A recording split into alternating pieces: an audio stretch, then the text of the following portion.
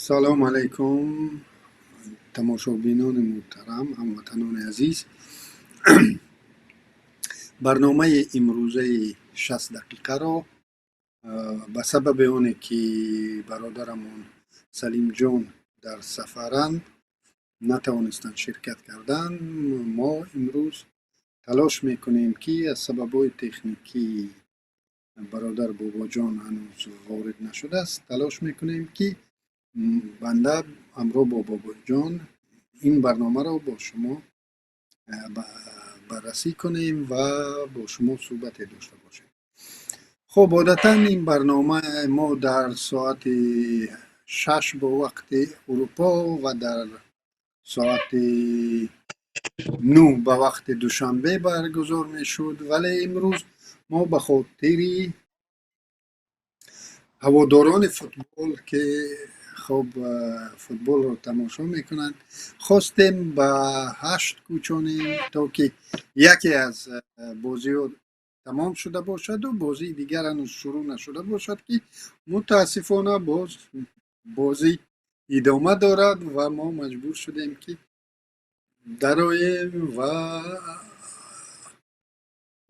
ترسم از آن است که در این برنامه آنلاینی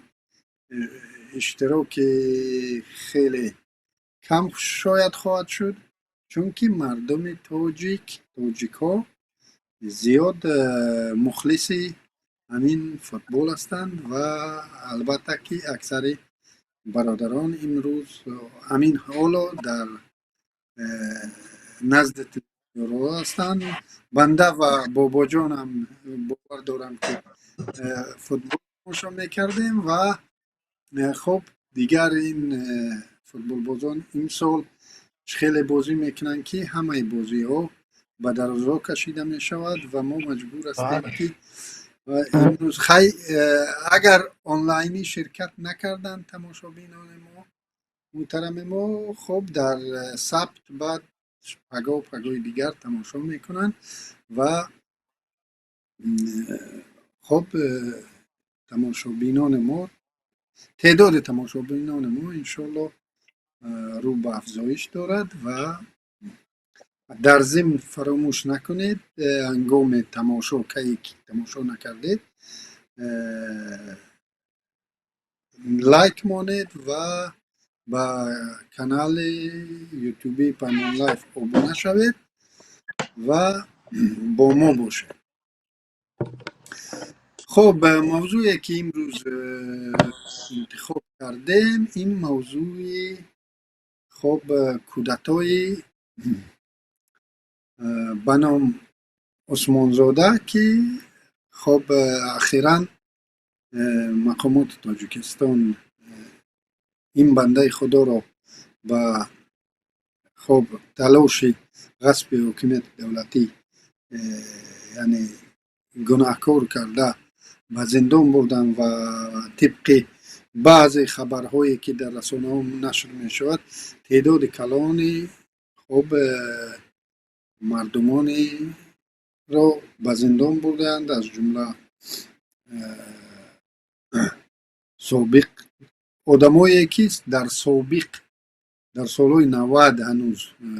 خب سر قدرت بودند و آدمایی که امروز شاید و ما میخواستیم در این موضوع کمی صحبت کنیم و شاید این صحبت اولین باشد و آخرین نه در این موضوع و این صحبت ها را ادامه دهیم، چون که به باوری بنده این کودتایی که این روز با آن مردم ها را متهم کرده زندان برده ایستادند این البته که این روز صورت نگرفته است و رحمانوف به فکر من تمام بغض و کینه و عداوتش را که از سال 92 به این سو نسبت خب رقیبان سیاسی و نمیدانم رقیبان نه فقط سیاسیش دارد آنها را جزا دارد، چون که تمام همه آن نیروهایی که در سابق با این رژیم دشمنی داشتن همه سرکوب شدن. اخیراً سرکوب بدخشان را شاهد شده بودیم و امروز ببینید از سال 92 تا به همین روز همه اونهایی که یک نوع رقیب واقعی یا رقیب امکان پذیر رحمانوف در به خاطر قدرت یا محبوبیت مردم بودن، همه اونها رو یا جزا داده است یا جزا دادنشون در پیش است و ما شاهد اون شدیم که اکبرشاه اسکندرov سابق رئیس شورای عالی جمهوری تاجیکستان و اجرا کننده وظیفه رئیس جمهور تاجیکستان رو نیز به گفت رسانه های خبری به زندان بردن. البته که این بنده خدا در یگان کودتایی که امروز حتی اگر تصور کنیم که عثمان زاده یکی از تشکیل کننده های این کودتا باشد و امروز اکبرشاه اسکندرov در آن داخل باشد، البته که چنین بودن اصلا غیر امکان است، ولی این را سابقه رقابت را این کودتا جنبست تمام به نام رقابت های سابقه رحمانوف بود و هر چیز چی بگوییم، هر دیکتاتوری که در دنیا بوده است در آخر عمرش، در آخر قدرتش، او به یک بیماری روحی مبتلا می شود که اون رو پارانویا میگویند در با زبان های اروپایی، نمیدونم با زبان فارسی و چی می شود. ما اینجا در برنامه اون رو واهمه نام گذاشتیم، ولی شاید او یک در روانشناسی تاجیکی شاید نام دیگری داشته باشد، پارانویا. یعنی پارانویا این چی است؟ همه در قدرت بوده ها، از دیکتاتورها ستالین بگوییم یا فرانک بگوییم یا نمیدونم پیناچتا بگوییم یا قذافی را بگیریم، همهشون در آخر عمرشون شدیداً به این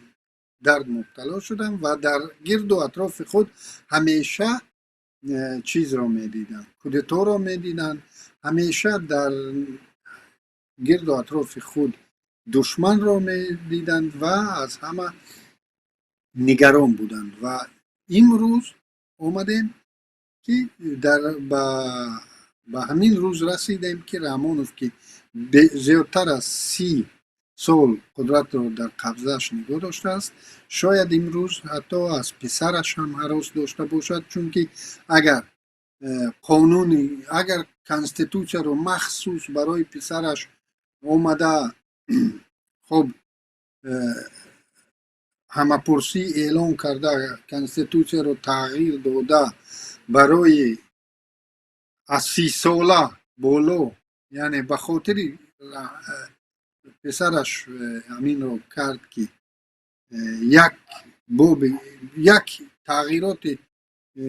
کلی به کانستیتوسیا وارد کرد به خاطر فرزندش، و ولی برای قدرت رو به او چیز نکرد، یعنی راضی نشد قدرت رو به سرش حتی تسلیم کند و باور ندارم که تا مردنش او این کار رو انجام کرد. برای از همین خاطر با باور من اینجا از همین درد است و شاید در دالان‌های حکومت که امروز میگن پروکورور گنرالی خیلی قدرت بیشتری به دست آورده است، شاید چنین قدرت ها هم از این وضعیت روانی رحمانوف استفاده برده رقیبای سیاسی خود و رقیبای نمیدونم بیزنسی خود و دیگر رقیبان خود را به همین راه و واسطه از پیش راهشون دور کردنی باشد. خب بابا جان مرحمت، شاید کمی گفته های داشته باشید و باز فکری در منم پیدا شد. درست است کریم. و فکرم پیش از آن که ما درباره این قضیه های داخل صحبت کنیم و اینا را مطرح کنیم، یک بار به اصل کودتا توجه کنیم که همین کودتا خودش چی است. شاید قضیه برامون روشن‌تر شود بعضی جنبه‌های دیگرش. چون که کودتا در اصل به معنای این است که یک گروه کم با استفاده از خشونت حکومت به اصطلاح اجرایی یک دولت رو تغییر میدهند و دست میگیرند با استفاده از خشونت، با استفاده از نیروهای مسلح. یکی از شرط های اصلی که در برای کودتا دانشمندان قائل هستند این است که در اون حتما یک جزء از نیروهای مسلح باید کش باشند. حتما یک قسمی از نیروهای مسلح یا خود نیروهای مسلح، کلی نیروهای مسلح در اون دخالت دارند. ولی در اون که ما در کشور ما صورت گرفته است تا حال هیچ چیز ما ندیدیم به این شکل. نه خشونت وجود دارد، نه نیروی مسلح در آن وجود دارد، نه یگان چیز دیگر. و ما بیشتر اگر به قضیه کمتر درستتر نگاه کنیم، به فکر من ما اینا میتونیم بگیم که اتهام به کودتا کردگی هستند، تهمت به کودتا زدگی هستند درباره این افراد. ولی این به هیچ وجه با این قضیه اگر با اصل اونا که کودتا را مثلا چیز میکنن درست نمیگیرد، این به هیچ وجه نمیچسبد همین اتهام. ولی در عموم اگر نگاه کنیم حکومت تاجیکستان امروز یک گروه چند نفره رو اگر متهم به این میکند که کودتا میکنند، در واقع این طبیعت همه بگیم که همون نظام های دیکتاتوری و دیکتاتورها هست. همه دیکتاتورها در دوام همین اداره خودشون اگر شما دقت کرده باشید این فقط مربوط به دیکتاتور در یک چیز نمیشه، یک کشور نمیشه. در اکثر کشورها حتی در سازمان ها و در چیزها هم به همین شکل است. وقتی که یک نفر زیاد انحصار طلب می شود و همه چیزها را در خودش منحصر می کند و یک سیستم نهادینه نمی کند مسائل رو و چیزها رو، کارها رو، به طور طبیعی خودش از واقعیت ها فاصله می گیرد و با یک چیزهای را کمترین به اصطلاح کمترین مسائلی با اندیشه او مخالف یا با خواسته های خودش مخالف رو نمیدونم کودتا در یک توطئه پنداری علیه می رود. اونها را یا کودتا می بیند یا نمیدونم مخالف به اصطلاح چی میگن خیانت میبیند، تعبیر میکنه، خیلی که در کشور ما زیاد میکنند اینا به همین شکل میروند بیشتر. ولی این مشکل اگر ما به طور کمتر درستتر نگاه کنیم با همین افرادی که امروز متهم میشوند به کودتا در کشور ما نمیچسبند، زیرا که آنها نه یگان قدرت نظامی با آنها بود یا در اختیار آنها بود، اونها نه یگان عمل خشونت‌آمیز انجام دادن. اونها نمیشود گفت که اینها یک افرادی هستند که واقعا هم کودتاچی هستند یا کودتاگر هستند، مگر اینکه به اصطلاح بعضی از چیزهای دیگر پشت پرده باشد، در اونجا شده باشد دیگران خبر نداشته باشند، دیگران ندانند، که این بعید است که این چیزهای شده باشد. نامزدی عثمانزاده در اینجا کلیدی شد. چرا محض عثمانزاده اولین بازداشت شده عثمانزاده بود و اتهام غیر انتظار نسبت همین نفر آخرین نفر شاید در تاجیکستان باشد که او را می شود به چنین یک یعنی چی بگیم با چنین یک جرأت با چنین یک گستاخی او را میشد متهم کرد. نسبت او شک کرد متهم کرد و چرا ما از عثمانزاده این چه شد انتخاب شده راستی من زیاد درباره عثمانزاده بعضی چیزاش این اخبار اخیر را خوندم، ولی زیاد دربارش معلوماتی دقیق پیدا نکردم که مثلا چی نه مشکل از معلومات مشکل اینجا است. در کار نیست اینجا معلومات نه در کار نه نیست درباره معلومات مشکلات، محض درباره اینکه چی محض به مشکلات خاطر داره. نه محض به خاطر اون که من خودت درباره کی بودن او اطلاع ندارم محض همین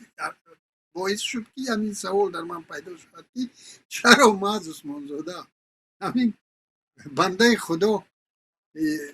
میگم که آخران آدم باید باشد که بچنین یک گستاخی او رو میشد چی کرد شک نسبت او کرد لیکن اون چیزی که من خودت حاضر گفتی که من فکر میکنم که علیم همین در همین گفته شما و میدونید چی است، در حکومت های دیکتاتوری دیکتاتورها نهاد کارها را نهادینه نمیکنن، کارها بر اساس صداقت به یک شخص صورت میگیرد بیشتر و هر کسی که به خاطر هر یک گروه هر یک نهاد که در اونجا یک مسئول پیدا می شود به خاطر اثبات انا همون صداقتش به همون دیکتاتور یا به همون نفر اول چیکار میکند، میخواهد که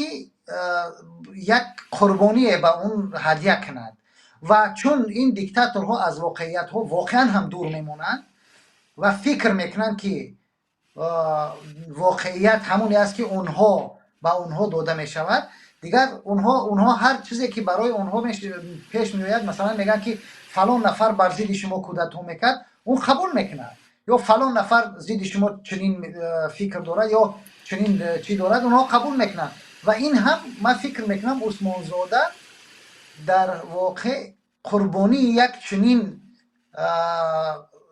به اصطلاح تقدسگرایی بعضی از مسئولین حکومت شده است.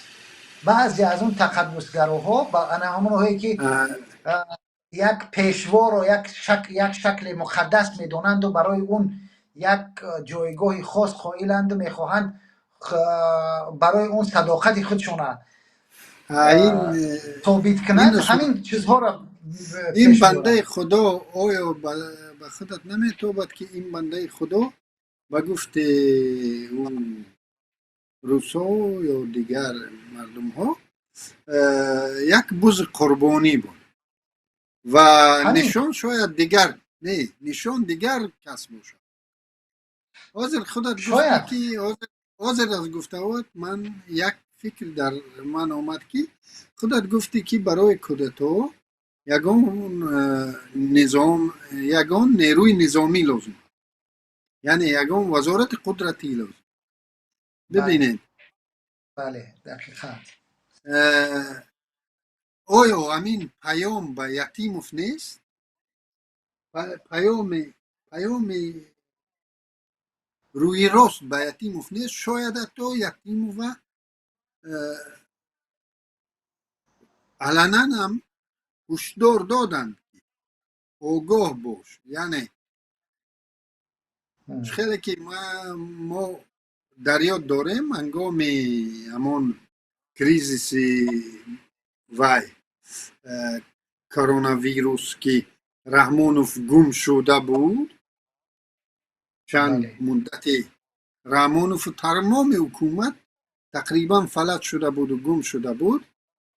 محض عثمانزاده با تشبس برآمد که تمام امور را به دست یتیموف باید شد و شاید همان روز عثمانزاده برای خود یک حکم را همان روز امضا کرده باشد و همه میدونن که اینا از یک منطقه از یک نوعیان و شاید هم خیلی که خبرها میرسن که امروخون ظریفی رو نیز بازپرسی کرده باشند که نیز از همون منطقه است و شاید محض همین یک پیام با یتیموف بود و اگر هم من باور ندارم که یتیموف هم چنین جرأت و چنین گستاخی ندارد که بیاید و از در پی رحمانوف در پس رحمانوف یک کودتای را نقشه کشی کند. لیکن اگر کودتا رو کسی دیده باشد رحمانوف یا کسی دیگر در حرکت های این مردم کودتا رو دیده باشد شاید آنها از یتیموف این هراس رو داشتن و همین خواستن یتیموف رو شد و در این میان نسبت عثمان زاده بنده مطمئنم که یک پیام به یتیموف ولی اکبر شاه اسکندرов رو چرا بازداشت کرده باشند؟ چون که در همون چیز توطیه و در همون چیزی که عثمان زاده اگر با کدام گروهی در آن دست داشته باشد در آنجا اکبر شاه اسکندرov اصلا نمیخوند. برای همین خیلی عجایب است این اتهامات. من باور ندارم که در اینجا حتی یتیم جرأت کرده باشد عثمان زاده جرأت کرده باشد ولی یک چیز در اینجا مرا خیلی چی میکنن نگران میکنن. ببینید این ما را از نگاه من رحمانوف 92 را گرفته است 97 99 را گرفته است و 2012 را گرفته است که در 2012 هم 2008 هم بود که محمد نظر صالح رو عیبدار به کوشش تبادلات دولتی کرده او رو چیز کردن به قتل رسوندن محض همین نوعی که امروز سر قدرت وزارت های قدرتی رو در دست دارن و بعدا 2012 هم بودند کارهایی که آنجا هم همه امین رو جنبست کرده امروز و فکرم تعقیبی و فشار بالای امانهایی که یک نوع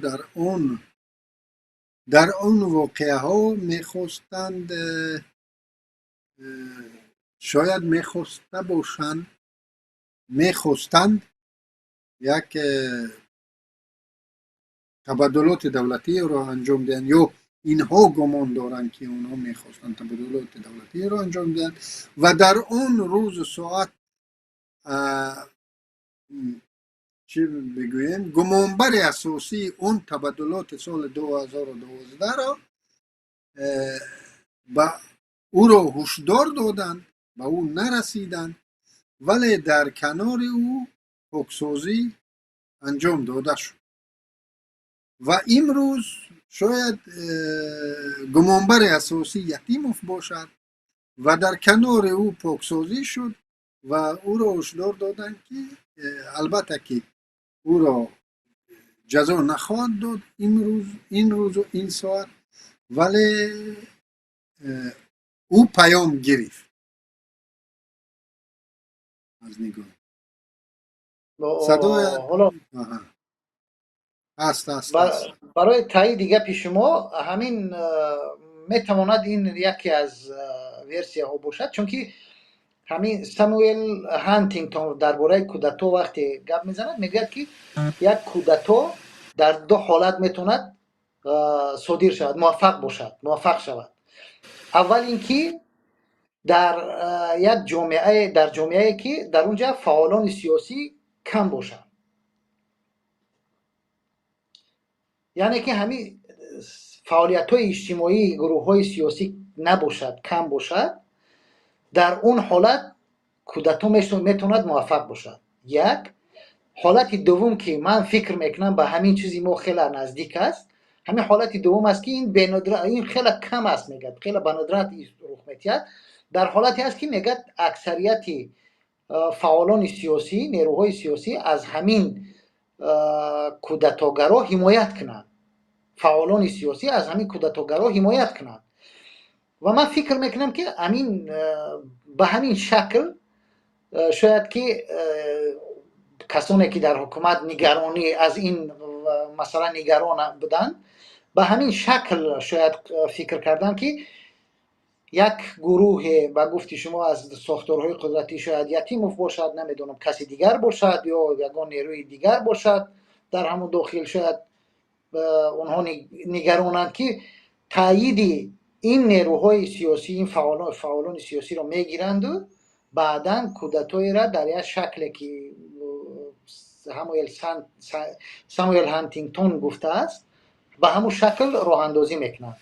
میتوند همین هم باشد، ولی بیشترین چیز همین است که به نظر من شخصا در حکومت ما یک حالتی خیلی چیز حاکم است. اصلا حکومتی که نهادینه نیست. ما همه میدونیم که مثلا در یک نفر میآید مثلا امروز یک وزیر میشود، برای او هیچ امنیتی وجود ندارد، برای او هیچی یگان قانون وجود ندارد که بگد که مثلا فلان وزیر امروز وزیر است، اگر کارش بر اساس قانون، بر اساس تمام همون معیارهای کنستیتوسیا و معیارهای موجوده بین المللی پیش ببرد، فردا میتواند آزادانه باز برود زندگیش پیش ببرد و مثلا از حکومت برود و یک شکل زندگی دیگر داشته باشد. همین چیز در جامعه های دیکتاتوری بگیم که غیر طبیعی میشوند این چیزا. یا اینکه یک نفر مثلا میآید در یک وزارت قدرتی، شما برای مثال فکر کنید حاضر تنها ما در همین حکومت امروزه ما اکثریت کسانی که میآیند به یک شکل مثلا در سودها ما همین شاهد هستیم که اگر یک نفر یک حکم سفید داده باشد، شما یاد دارید یک نفر حکم سفید داد زندانی شد، درست؟ و چرا همین است؟ باید که چون که از همون حکم ها از پیش تعیین شده هستند، اینها بر اساس یگان معیارهای قانون و یا معیارهای بین المللی، سندهای بین المللی حکم ها داده نمیشن. این حکم ها بیشتر بر اساس همون دستورها، فرمانهایی از بالا صادر شده که میشوند، دیگر نهادها به همین شکل پیش میروند. حاضرم در همین جمع اگر نگاه کنیم اکثریت همین کسایی که به کودتا متهم شدند، اکبرشاه اسکندرف در سال 92 و احمدشاه کاملزاده در سال 92، نمیدونم دیگراش اگر ببینیم به یک شکل هر کس، مثلا همراخان ظریفی، من واقعا یکی از چیزایی که من روش خیلی فکر کردم، همینش برای من عجیب بود که یک شخصیتی که واقعا شخصی دانشمند بود، همراخان ظریفی، هم امیره میدونیم، شخصی که مثلا در خیلی مسائل چیزای جالب دارد، مثلا نوشته های جالبش هم هست درباره مثلا در رابطه با چین، در بعضی مسائل خیلی چیزای دیگر هم دارد. ولی چرا محض میآیند همراخان ظریفی و همینا را وارد میکنن؟ من فکر میکنم در اینجا کدام یک نگرانی از همین نوع دوم کودتا که ساموئل هانتینگتون گفته است، از همین نوع کودتا نگرانی داشت به اصطلاح اویله. حالا در اگر نگویم، چون که این حکومت دیگر حکومت یک اویله است بیشتر تا یک حتی یک منطقه، بیشتر حکومت یک اویله است. همین گروه حاکم نگرانی داشت از یک چنین شکل کودتای و به همین خاطر که مشروعیت پیدا نکند این کودتا یا اگر در صورت میگیرد یا پیش راه اون را بگیرن زود مثلا به این چیزا دست دادن و این میتواند که حتی هیچ چیزی نباشد فقط صرف یک رابطه های شخصی همین افراد با یکی از رهبران مقامات قدرتی اون میتواند یتیموف باشد میتواند رحیم زاده باشد یا میتواند رجب علی میرزا باشد که اون چیزی سرحدی است چی میگم ارتشی ما به اصطلاح کسی هر کدام اینها میتواند باشد که در صورتی با اونها در رابطه بودن از اینها احساس خطر کردن فکر کردن که اینها میخواهند که این فعالان سیاسی آن کودتای یگان گروهی نیروی نظامی را مشروعیت بخشند و همین توطئه پنداری همین به اصطلاح تصورات غلط همین ترس از کودتا و ترس هایی که در حکومت امروز وجود دارد اونها باعث شد که همین مردم به همین شکل دست بزنند و این بیچاره ها یک چند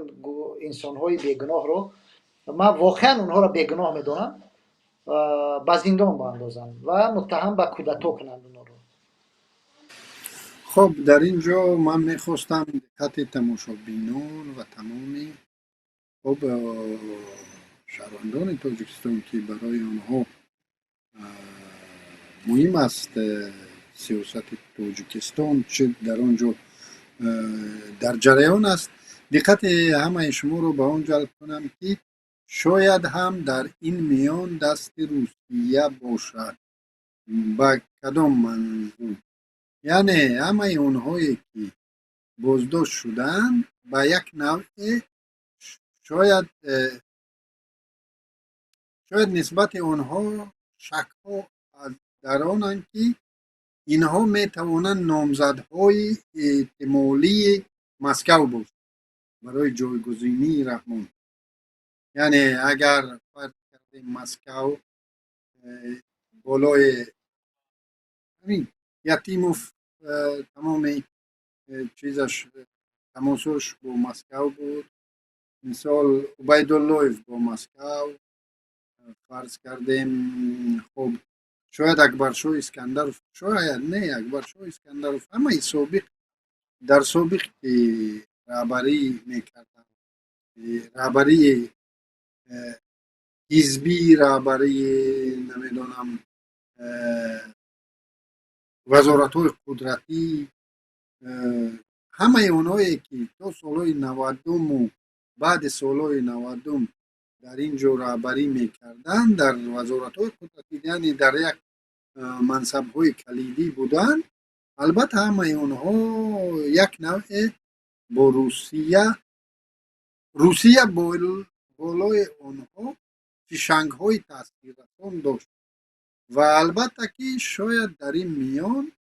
روس‌ها پوتین هم دست داشته باشد عادتاً پوتین در این کشورها بازی‌های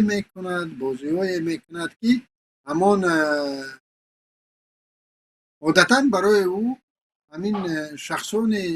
اول برای او مهمترند یعنی اعتماد به اونا بیشتره برای رحمانوف باشد و اسلام کریموف در سابق و نظربایف لیکن برای فشنگ اونها رو داشتن می آیند و فرض کردیم یگان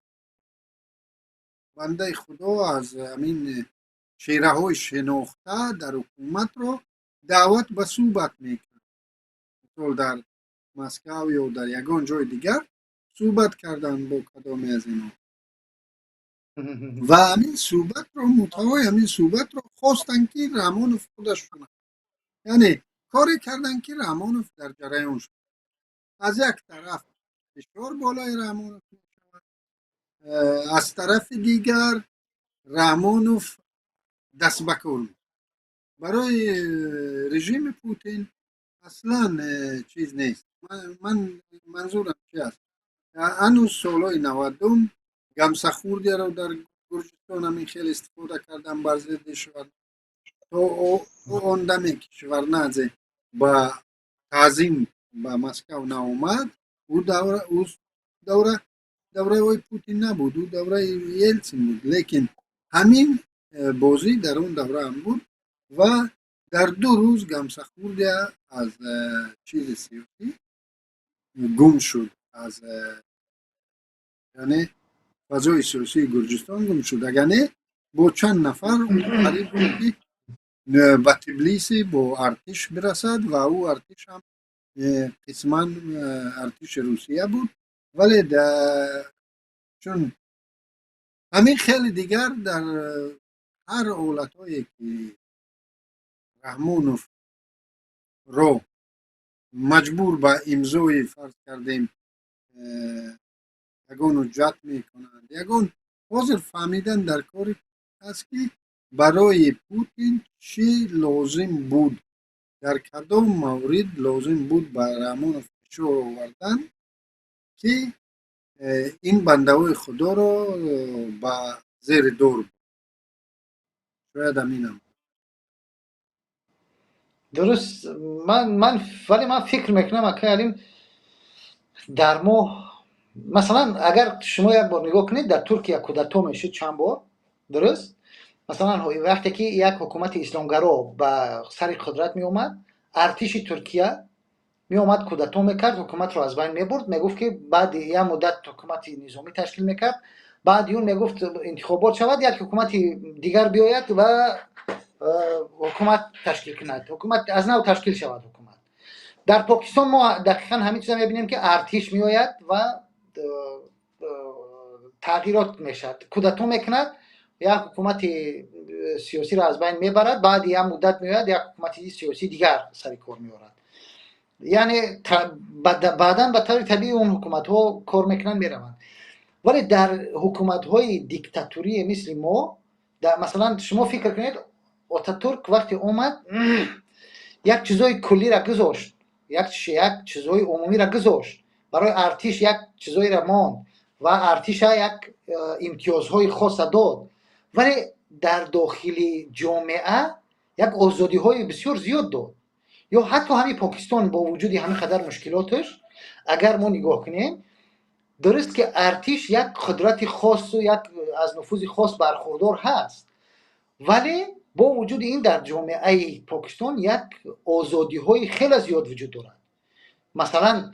آزادی ها در انتخابات ها در اونجا خیلی آزاده است، شفاف است، همه این چیزها هست که در اونجا در یک حالت های بعد میان ارتش مثلا کودتا میکند. ولی در حکومت های مثل حکومت تاجیکستان که حکومت قدرت کلا متمرکز در دست یک نفر می شود و اون یک نفر تا زمانی که خودش هست هیچ احد دیگر نمیتواند بر علیه او یگان کودتا کند، چون که نه ارتش این کشور امتیازی دارد، نه وزارت دفاعش یگان امتیازی دارد، نه وزارت داخلش یگان امتیازی دارد، نه حتی امنیتش یگان امتیازی دارد. مثل کشور ارتش ترکیه در زمان گذشته. البته اردوغان آمد تمام امتیازهای ارتش ترکیه را هم حتی از او گرفت. یا مثلا مثل پاکستان، ارتش پاکستان که خیلی امتیازهای زیاد دارد، ولی در عموم در کشور تاجیکستان، در کشور ما اصلا هیچ نهاده از یک چنین امتیازی برخوردار نیست اگر دقت کرده باشیم. پس نمیتوان گفت که در حکومت تاجیکستان یا در حکومت امروزه ما یک نهاده به آسانی میتواند بیاید کودتا کند، مگر اینکه کودتایی باشد مثل بعضی کودتایی که در مصر بر ضد مرسی شده گذشت، یا کودتای پرتغالیا مثلا. با وجود که شما میبینید که کودتا در پرتغالیا هم یک کودتایی بود که در اصل برای کودتایی شد که ادامه راه داد به آزادی خواهی و به دموکراسی، برای دموکراتی شدن جامعه راه را باز کرد. یعنی بر ضد دیکتاتور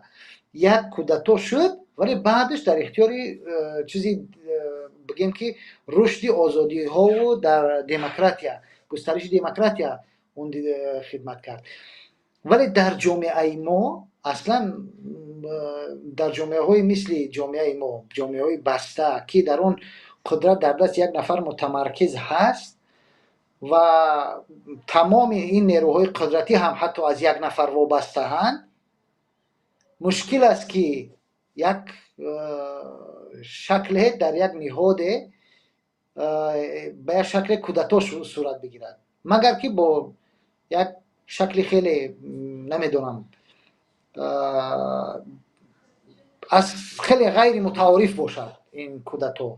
میتوند که در اون صورت شکل بگیرد. ولی در حالتهای کشوری ما واقعا میگم که تمام قدرت در دست یک نفر متمرکز است. و مثلا شما فکر کنید ارتش پاکستان، حتی پرزیدنت پاکستان مثلا نمیتواند در ارتش به شکل کلی احاطه ندارد به اون شکلی که چی داشته باشد. یا نخست وزیر مثلا که در پاکستان همه کار است، این قدرت رو ندارد که مثلا ارتش رو به این طرف اون طرف کشد. یا همین ترکیه بعد از اینکه اردوغان سر قدرت اومد، در چند مدت آهسته آهسته امتیازها و اون به اصطلاح هم قدرت ارتش رو کاهش داد و اومد به یک کشور مدنی تبدیل کرد ترکیه رو. ولی چرا ما حاضرم مثلا اگر نگاه کنیم در کشوری ما، من فکر میکنم در کشوری ما این چیزا جز اتهام چیزی نیست، برای همین است، برای که در کشوری ما نه یگان نهاد مستقل به اصطلاح از رحمانوف مستقل است، نه یگان وزارتخانه، نه یگان شخصیت، نه اصلا هیچ چیزی وجود ندارد. ارتش ما که معلوم است که چی است، وزارت امنیت و وزارت داخله و دفاع و اینا هم که معلوم که چی هستند، همه از طرف کی تعیین میشوند وزارت ها در این وزارت ها. پس عملا تمام اون به اصطلاح همون چیزهای چی میگن عامل های کودتا در تاجیکستان از بین می رود و تنها این میماند به خاطر یک اتهام زدن به چند نفر، به خاطر یک نه شاید هم مثل که شما گفتین برای اخطار دادن به کسی باشد، یا اینکه نمیدونم میتوند فقط به خاطر یک احساس خطر از جای، زیرا که دیکتاتورها معمولا دیکتاتورها همین خیلن، دیکتاتورها یک شخصونی هستند که از کمترین چیز هم احساس خطر میکنن، ترس میکنن و با اون مبارزه میبرن، در فکر از بین بردن و حذف اونها اون به اصطلاح عامل میشوند و این خاصی تمام دیکتاتورها هست و میتواند که این عامل باشد. ولی عملا اگر واقع بینانه نگاه کنیم، اون چیزایی که میتواند به یک شکل کودتا را به وجود بیارد در جامعه ما، تقریبا من همون ریسورس ها را در دستی رحمانوف میبینم و این چیزا غیر ممکن میدونم برای در واقع برای جامعه ما. و اون چی که شما گفته درباره روسیه که مثلا میتواند که کار دستی روسیه باشد، من فکر میکنم که دیگر به حاضر در تاجیکستان برای روسیه بهتر از این حکومت وجود ندارد. در همه شکل همکاری هاش با روسیه هست و یک حکومتی که مردمی نیست و سیاست مردمی ندارد، میتواند از اون به راحتی استفاده برد و در خدمتش باشد. من فکر میکنم که این به همین خاطر روسیه نیاز به کودتا در تاجیکستان ندارد، ولی برای فشار بالای رحمانوف در بعضی حالتها میتواند از هر چیزی استفاده برد، از جمله همین در چند وقتی اخیر از مهاجران به شکل زیاد استفاده برد، فشار بالای مهاجران، و میتواند که چیزهای دیگر استفاده برد. از چنین یک شکل مثلا من فکر به نظر من که از استفاده یک چنین حالتها بر ضد رحمان روسیه میداند که چیزی تغییر نمیکند.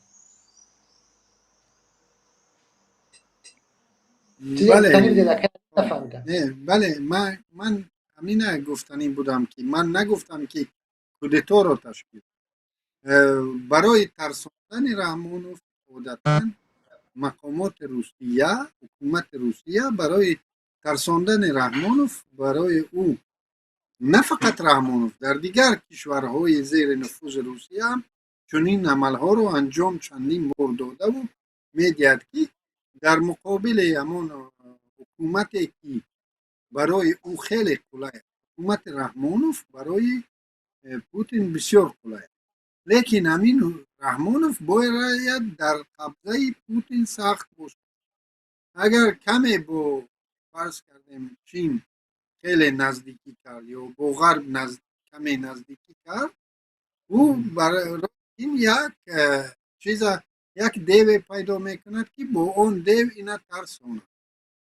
در طول قریب 20 و چند سال او دیو عبیدالله، هر دفعه عبیدالله فریاد میکردن به مسکو، بعد او رحمانوف کمی چیز میشد، یعنی لجامش میکشیدن که ما داریم برای عوض کرد. بعد آمد شاید امین حالت باشد در اینجا هم، شاید چنین حالت باشد، استثناء نیست. و باید یک سوال دیگر رو به خود گذاریم و در گرد اون فکر کنیم همه ما که آیا خدای ناخواسته امین اتهامات به یک بدبختی کلانتر اینا دست زدنی نباشند؟ مثال نمیدونم کدام یک بدبختی کلانتر دست زدن، فرض کردیم در سال 2010 بود یا 2009 بود فکرم، گویا که زندانی ها از بعد لشکرکشی به منطقه طویل در دو طرف صورت گرفت. امروز ها نقطه های در تاجیکستان نماندند که بالای آنها هجوم صورت بگیرد، ولی در زندان ها و یگان بدبختی دست نزنند بسیار نگران هستم. عادتا این برنامه ما 60 دقیقه نام دارد و بعضی وقتا اون از 60 دقیقه زیاد می شود. شاید امروز از 60 دقیقه کم هم. خب از نگاه من بار دیگر تماشابینان رو دعوت میکنم که برای این برنامه و دیگر برنامه هایی که در کانال یوتیوبی پیمان لایف هستند لایک خود رو گذارید و با این کانال ابونه شوید. اگر شما در تاجیکستان نباشید و اگر تاجیکستان رفتنی شدید، بعد اقتصاد کرده باز میرید تاجیکستان که در آنجا در تلفن هاتون نبینن که شما به این کانال ها پاتریسکه هستید و برای شما مشکل ایجاد نکنید. با فکرم امروز برنامه رو جنبست مرمه. یک نکته دیگر اگر چی باشد، من فکر میکنم که مردم ما بسیار منتظری کودتا و این نباشند. باید درست است برنامه های ما برنامه های آگاه کننده، برنامه های مثلا مردم رساننده، واقعیت ها باید آشکار شود و مردم ما تا اگر بیشتر از این آگاهتر باشند، مردم ما بیدارتر شوند، من فکر میکنم تغییرات در تاجیکستان ناگزیر است. با این روندی که ادامه کرده شده است، با همین از جمله همین بازداشت‌ها هم دلیل این هستند که در تاجیکستان تغییرات ناگزیر است و اگر امروز هم نباشد چند روز دیگر، شاید چند روز دیرتر، ولی تغییرات به وجود میآید و وقتی تغییرات به وجود آمد مطمئنم در اون حالت باز هستند افرادی که برای شکل بهتر در اداره حکومت سهم میگیرند و امیدوارم که یک ضربه شدید نباشد، یک تغییراتی باشد که کم خشونت باشد، کم قربانی باشد حداقل، چون به قربانی نمی شود، به خشونت نمی شود. همه انقلاب ها، همه کودتا ها، همه چیزها مگر اصلاحات. اگر که اصلاحات فقط حکومت خودش میتواند اصلاحات کند، ولی از میبینیم که واقعا هم حکومت از اصلاحات دور است. ولی امیدواریم که اگر هر تغییراتی هم میآید، یک تغییراتی کم خشونت و کم قربانی باشد. انشاءالله سلامت باشید دوستان و همین گمان کنم که برنامه همون رو با اتمام رسانیم تا برنامه های بعدی در کانال یوتیوبی و ما باشید.